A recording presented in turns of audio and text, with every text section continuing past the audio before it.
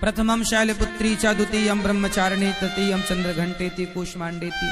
फिर ऐसे 9 रूप में मां भगवती की पूजा होती है। जो नवरात्रि ये चल रही हैं, ये 9 देवियों की पूजा है।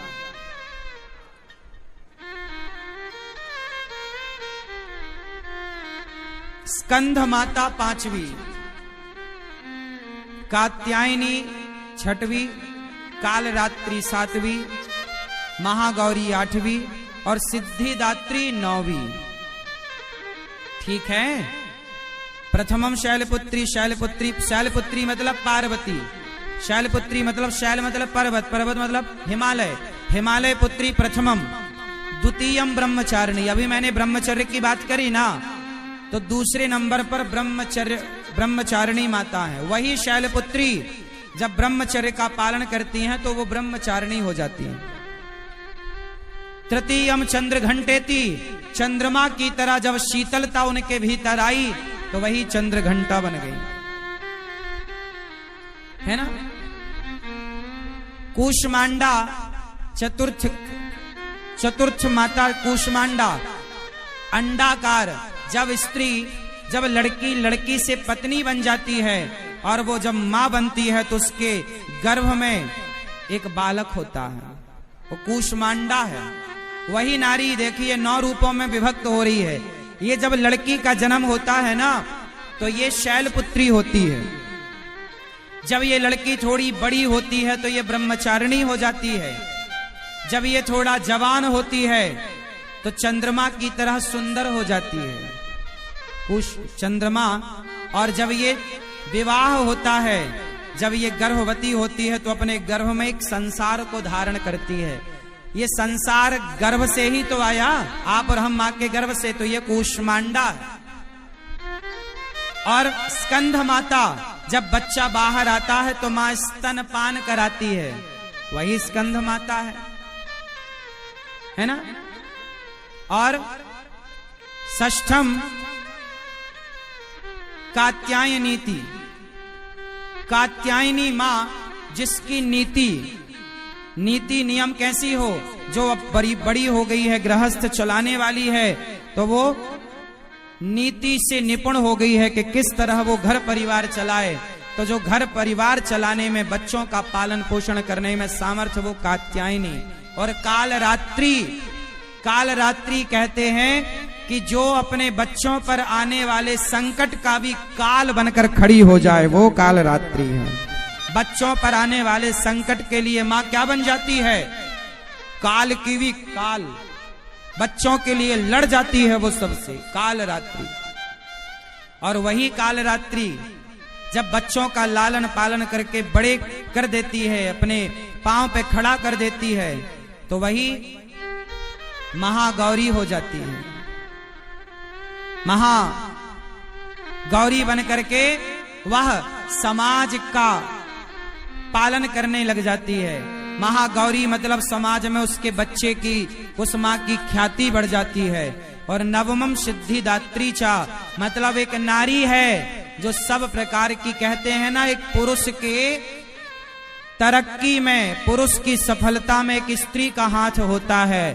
तो संसार की प्रत्येक स्त्री सिद्धिदात्री है, जो सारे पुरुषों को सिद्ध कर देती है। बिना स्त्री के पुरुष कैसे सिद्ध होगा।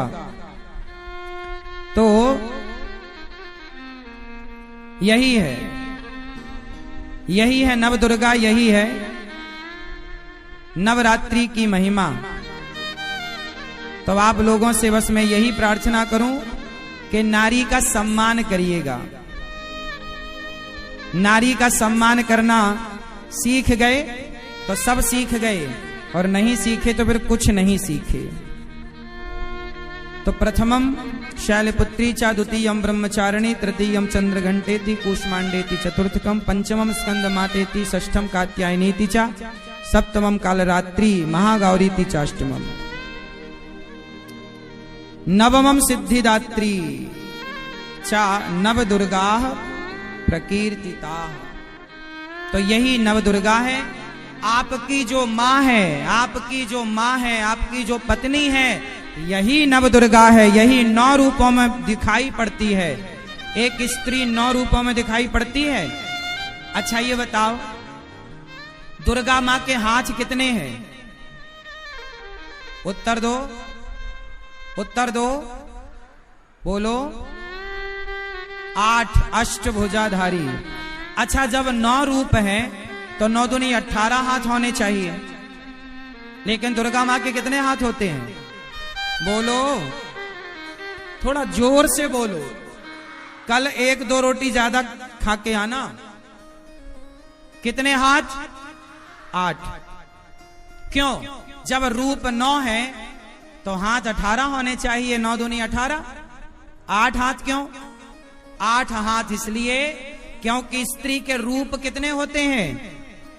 वैसे तो यदि हम एक स्त्री की जीवन शैली देखें तो 9 रूप इस तरह से नजर आए। शैलपुत्री, ब्रह्मचारिणी और कात्यायनी और कालरात्रि और सिद्धिदात्री और गौरी, ये सब मैंने सबके भाव दिए। पर स्त्री के जो मुख्य रूप हैं वो 4 हैं। स्त्री के 4 रूप कौन कौन से हैं? पहला रूप है माता। बोलो, बोलो माता। दूसरा रूप है बहन। तीसरा रूप है पत्नी और चौथा रूप है बेटी। 5वां कोई रूप है तो आप मुझे बताओ। है? स्त्री के 4 रूप होते हैं। वो माता होती है, बहन होती है, बेटी होती है और पत्नी होती है, और चारों रिश्तों को बखूबी निभाती है। इसलिए दुर्गा मां के 8 हाथ हैं कि तुम्हें चाहे स्त्री मां के रूप में मिले, पत्नी के रूप में, बहन या बेटी के रूप में, सदा नारी का सम्मान करना। ये नवरात्रि में 9 देवियां हैं। अब देखिए विडंबना क्या है कि आप लोग नवरात्रि में मां भगवती की पूजा तो करते हो, अच्छी बात है, लेकिन जो आपकी सगी मां है, जो आपको माता के रूप में प्राप्त है, आपकी माता तो आपकी मां के रूप में ही है ना, तो वो मां के रूप में जो है, जो सच्ची की आपकी मां है, उसे कुछ लोग पानी तक नहीं देते, कुछ लोग पेट भर रोटी नहीं देते, और वो मां बेचारी दर दर की ठोकर खाती है, फुटपाथ पर सोती है, भीख मांग करके गुजारा करती है। आपकी मां आपके होते हुए यदि भीख मांगे तो क्या ये शोभनीय बात है? हाँ या ना? उत्तर दो।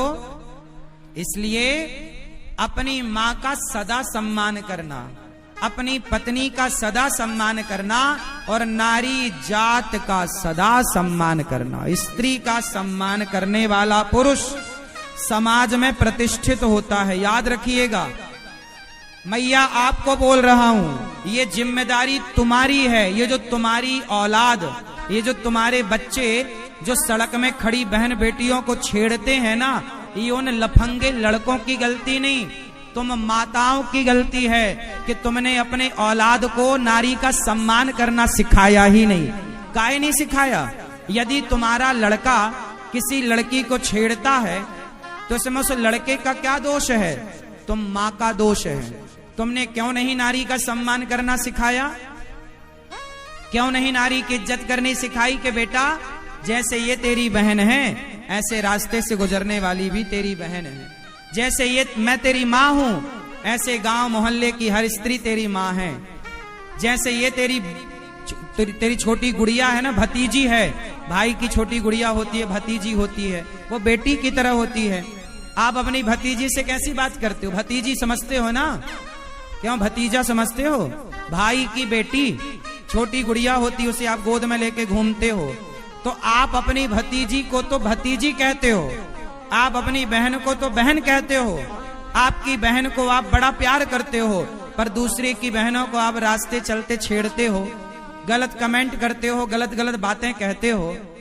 ऐसे ही आज तुम दूसरे की बहन को कहते हो, कल तुम्हारी बहन गुजरती होगी तो उसे भी कोई तुम्हारे जैसा लफंगा लड़का उसे भी कहता होगा।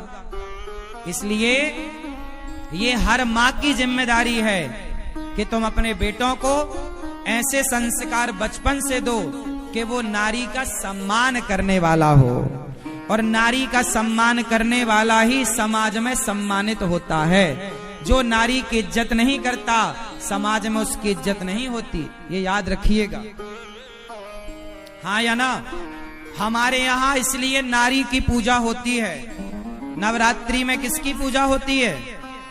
बोलो, नारी की। हमारे भारत में, हमारे धर्म में नारी को ही भगवान का दर्जा दिया गया है। हिंदुओं के धर्म में, सनातन धर्म में ही नारी को भगवान का दर्जा मिला, और किसी मजहब पंथ में उठाकर देख लो, नारी को भगवान का दर्जा नहीं मिला। कहीं कोई भगवान का दर्जा नहीं देता। इसलिए मैं आपसे कहता हूं, नारी का सम्मान करो, नारी की इज्जत करो। कोई गरीब बाप है और वो अपनी बेटी का विवाह नहीं करवा पा रहा है, थोड़ा पैसा देकर, थोड़ा खाद्य पदार्थ, आटा दाल चावल देकर उसकी मदद करो। और यदि आपने मदद करनी छोड़ दी, इसलिए हमारे भारत में और सबसे ज्यादा बिहार में धर्म परिवर्तन हो रहा है। आप में से कितने लोग इस बात से सहमत हैं कि बिहार में धर्म परिवर्तन तेजी से हो रहा है, धर्मांतरण हो रहा है कि नहीं? बोलो जोर से, क्यों हो रहा है? धर्मांतरण क्यों हो रहा है? इसलिए कि आप अपने लोगों से प्यार नहीं करते, आप नारियों का सम्मान नहीं करते, जात